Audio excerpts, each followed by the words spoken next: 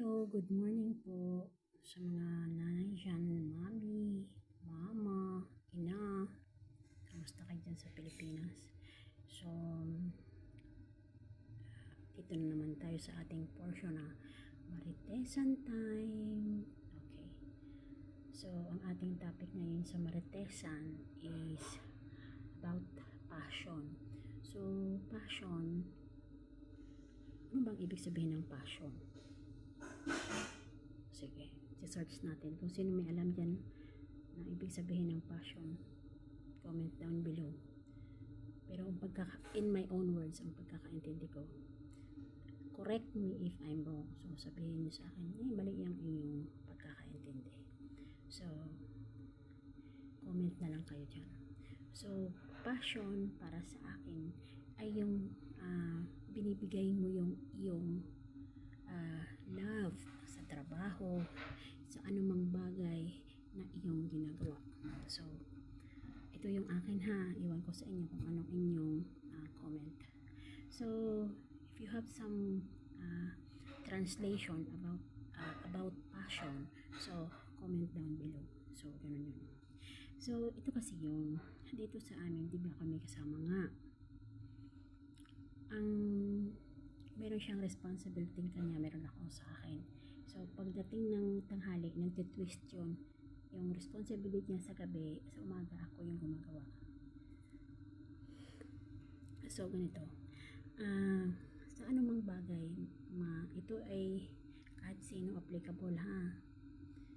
OFW, trabahador, kahit sinong trabahador, lahat ng mga empleyado.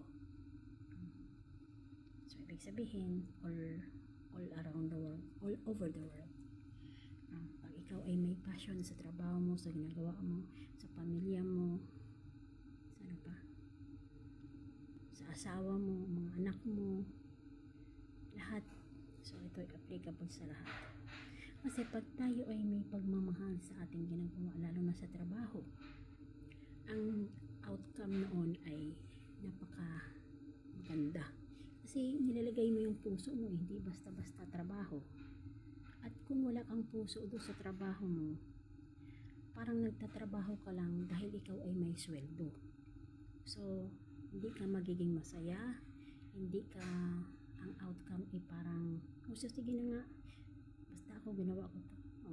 Tapos. So, kung sa pagkain, hindi siya masarap.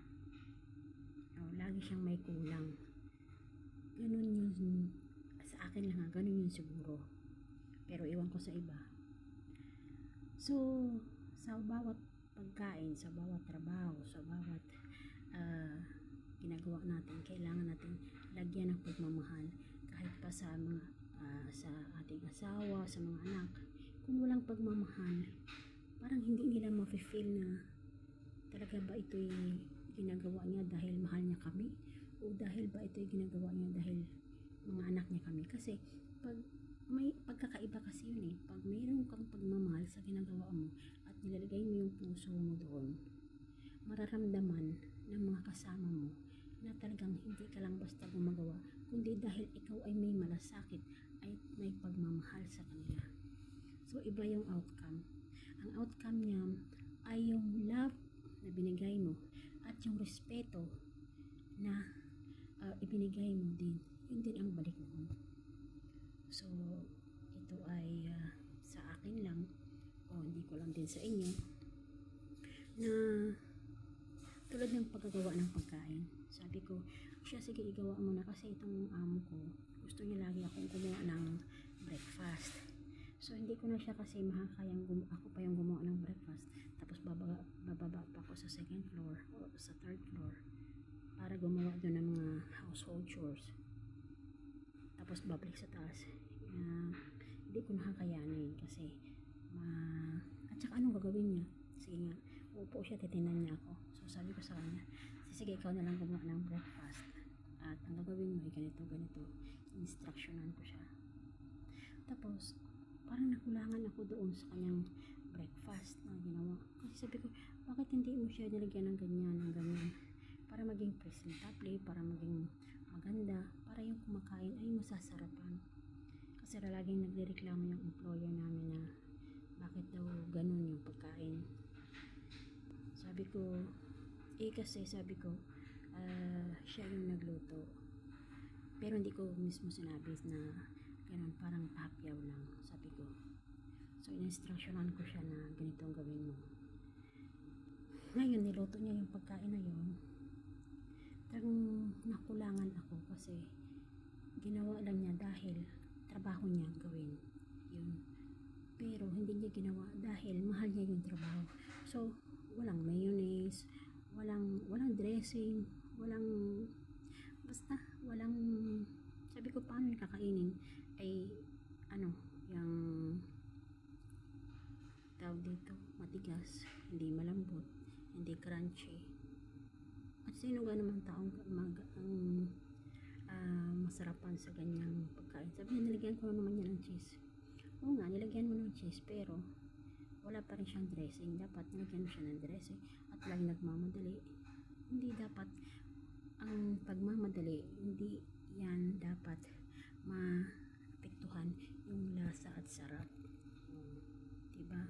So, kung sino nag-aari sa akin na kailangan natin pag natrabaho tayo, kailangan natin yung passion. So, kailangan natin ng paglagyan ng pagmamahal. Lagyan natin ng oras para ang balik sa atin ay respeto at pagmamahal din. Kasi nga kung ano itinanim, yun ang aanihin. So, alam nga naman tinaniman mo yun ang walang kalasalasa, di ang balik sa'yo ay wala rin kalasalasa na pag tingin. So, kaya nga guys, tayo mga OFW, siguro wala namang employer na alam na ikaw ay maayos, mabait, binigay mo lahat. Ibabalik sa'yo ay babatuhin ka or ewan ko. Pero by the experience sa akin lang, pag ako kasi nagtatrabaho, binibigay ko yung puso ko. So, ang balik noon sa akin ay maayos naman, respeto, at nakikita ko naman. So, ito ay by the experience na hindi ko alam sa ibang mga OFW na nakaka-experience na hindi maganda, nasisigawan, namumura, or pero salamat pa rin sa Panginoon dahil biyaya ng Panginoon yung mga bagay-bagay na binigay sa araw-araw, yung respeto at pagtitiwala, yun ay kailangan ding paghirapan.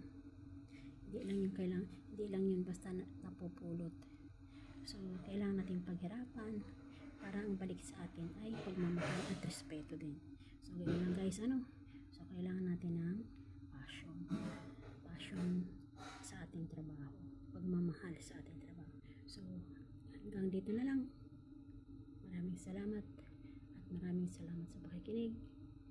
And alagaan niyo ang inyong mga pamilya, mahalin ninyo kahit anong mangyari, walang